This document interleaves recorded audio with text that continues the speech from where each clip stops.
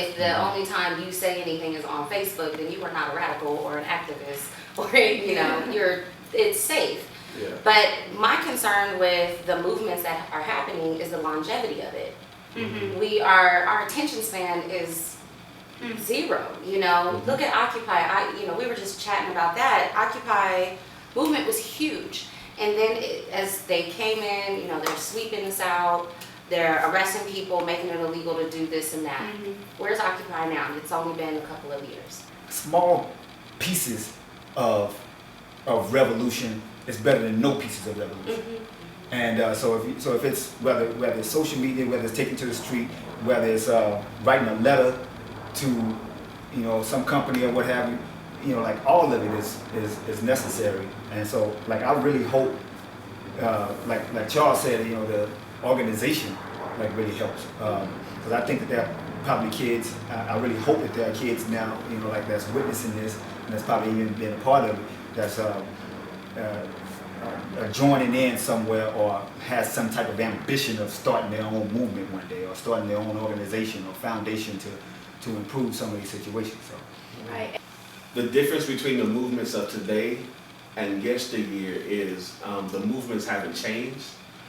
The people have. And back then, they were willing to die for it. They were willing to go to jail and die for it. Now, we got lives. I got a son at home, so if I go to jail, my son won't eat. And that's where it is. Instead of looking at the big picture, if I go to jail or if I put my life on this line, a bigger change will happen for more sons. And teaching our children at a young age, we're not going to stand for this. Minorities get sent to jail at higher rates for the same offenses because there's more policing in poor communities where there are more minorities. And it's just difficult for people to really connect the dots and see all that systematic racism. And now there's a lot of internalized racism that I see in black people and Latino people.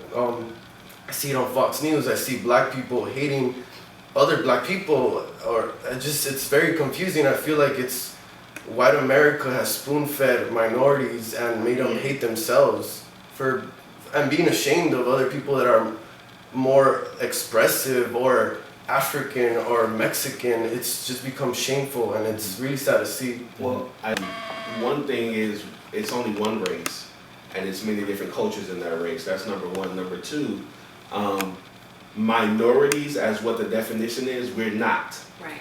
But it's a mind state.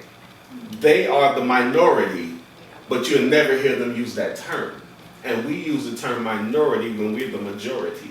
And that's a mental supremacy type thing. If I make you feel small, I make you think you small, then you be small.